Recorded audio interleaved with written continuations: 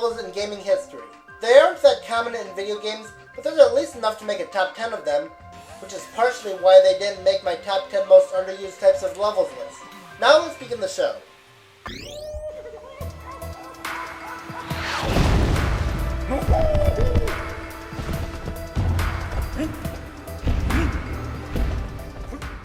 I hate Ristar. This game is the ultimate test of patience, for it has you waiting around a lot, and some obstacles are very tiny and hard to see, but thankfully, Planet Sonata's gimmicks make up for that.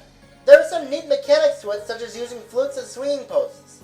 You'll need to deliver a metronome to a songbird. Sometimes it involves throwing it into a pipe or being carried by a claw. Another thing is the second act, how you jump off trampoline drums and grab xylophone walls. There are 3 reasons why it isn't higher though. The first one is because it suffers from the same problem with the rest of the game. It's annoying at times. But what else is new? The second is the boss. Owlak, however you pronounce it, which I'll explain in a later countdown.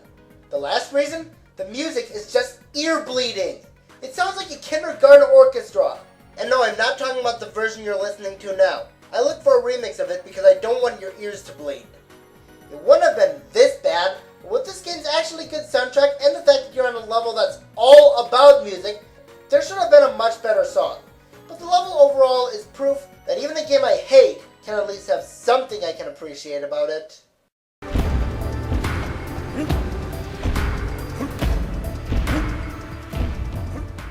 Music Plant from Sonic Advance 2 is a very interesting level. It's mostly a normal level with musical instruments, with a few exceptions, but that's what makes Music Plant fun. Cymbals being used as trampolines, music notes being the bumpers, and some sections where piano keys will bounce you. Some horns will act as chutes, but there are some parts that feel different. There are some xylophone platforms that you can jump off of and keep changing color until they are destroyed. Once you jump into the flute's holes, they will shoot you out at a high distance. I love the detail to this level.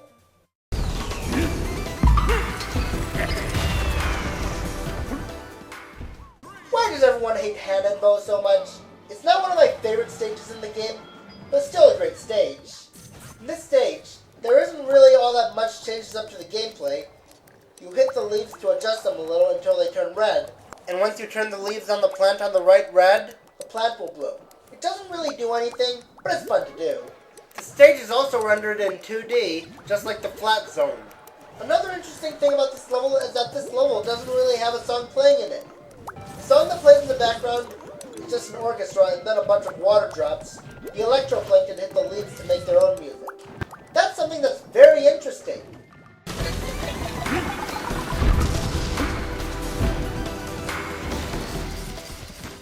I know what some of you are probably thinking. Isn't Thundercloud a sky level? Yeah, but pretty much everything there is rock and roll, so it's a music level. What precedes Thundercloud is a flying section, and you have to use the wind brush stroke to counter the other wind to keep it from blowing away. Thundercloud is kind of like an island in the sky, and you have to ascend the spiral ramp to get to the top of it. During your ascension, you come across some parts that are blocked by clouds which you'll need to use wind brush techniques to blow away. You also come across a couple trampolines, which, as you guess, you bounce off them to help you climb it. One cool thing is that since there are thunderclouds blocking the way at one part, if you use the water brush technique across it, it'll create a rainbow bridge. Once you get to the top, you'll have a rhythm segment and you'll be able to use thunder brush technique, and it feels very rewarding.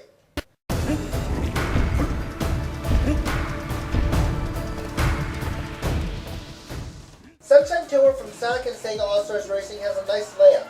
This track originates from a game called Samba de Amigo. We start in a little town area with a bunch of dancing houses, and the majority of the track includes you altering between one of those rock and roll stadiums and a few multicolored rooms with giant floating heads of characters. How many times do you get to see stuff like that? What else do I need to say about it? It's a great level.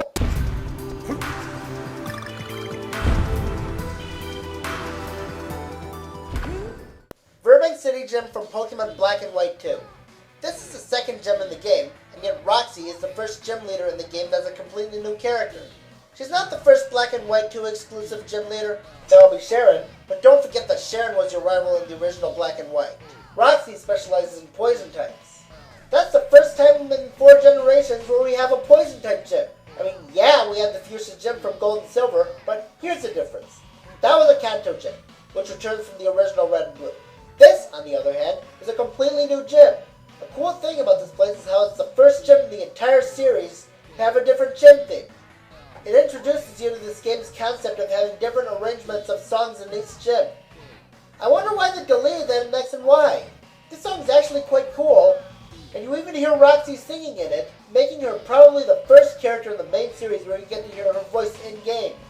Well, if you don't count Pikachu from Pokemon Yellow, this song is a bit weird at times, but the weirdest parts aren't nearly as ear-bleeding as the song Doo-Dee-Da from Planet Sonata. The Verbank gym is great, and I can't really explain why it's in the upper half despite not having any of those nice puzzles, but it's a nice gym.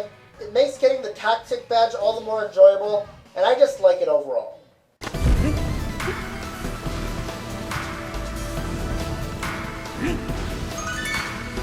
The Symphony of Sorcery from Kingdom Hearts Dream Drop Distance. Unlike in the other levels in the game, where both Sora and Riku visit the same rooms, Sora and Riku still start on the tower, but they access two completely different areas. Sora visits the area of the Pastoral Symphony, and Riku visits the area from the Nutcracker short. The reality shift command of the Symphony of Sorcery is a melody catcher, where you hit the music notes at the right time, and drag your stylus along the moving ones to open a pathway. In Sora's story, he needs to use this to summon clouds and rainbows to use as the platforms and clear out the skies when it storms. The boss of this level is Spellikin, where you have to catch up to it on a grind rail and then faces on combat. I'd have to say I like Riku's version better, because I think it's more beautiful, and he gets to bloom some beautiful plants that he can also use to climb. And he gets to go through the Snow Gleam Woods, which look beautiful. For his story, the boss is Chernobog, who, despite how many people hate this boss, I actually liked it better than the original version, like I said in my co-op with the Guildmaster. The reason I prefer this over the original was because the original was good, but this one was more unique. Overall, I love the Symphony of Sorcery. It is definitely my favorite level in the game.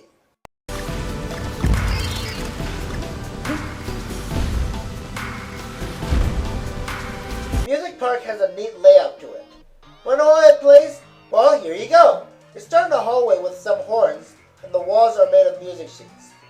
You drive across a piano where you can drive in the black keys to get a boost.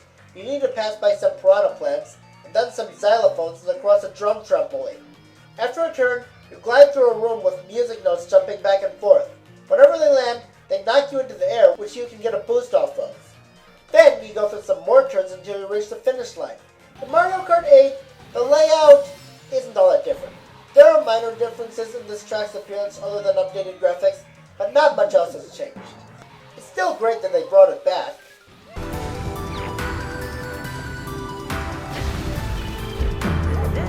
I didn't really find the level Music Madness as good as everyone else does. A lot of people love Music Madness, but I personally found it quite frustrating. So, it turns out that Tropical Freeze also has a music level. Did I enjoy that one much more? You bet I did! I love the level Horntop Hop. It has a really nice rhythm to it. There are some gigantic autumn leaves falling down that are used as platforms, some being blown by horns, and some of the leaves that can be used to help you ride across dangerous areas, and some horns with penguin enemies known as tucks jump out of them. You also go by some bigger horns that blow air and have those hole coverers that close and open. At the end of the level, you'll see the goal barrel, but instead of going straight into the barrel, you'll fall into a giant tuba. Here, there is wind blowing up while you use the hole coverer things as platforms, and also cling to walls when the wind isn't blowing, until you reach the goal barrel. But you can't jump into it until the wind stops blowing, and it's incredibly fun.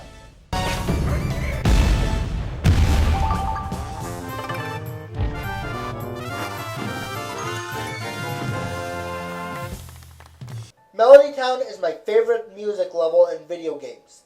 It is easily one of the most creative levels in Kirby's Epic Yarn. I even used it in my transition of top 10 most underused types of levels. You start out going over a piano and some drums that make beads appear in the shape of music notes until you slide into a horn. This is where the fun picks up. You get blasted out of the horn and turn into a music note, collecting more music note beads as you go up and down. You'll then get to some cymbals that are used as trampolines, and there's some Waddle Dees bouncing off them to the beat of the music. That's interesting, isn't it? After getting some more beads and cymbals, you use the yarn whip to grab onto pendulums and swing across strings of harps, making more music notes appear.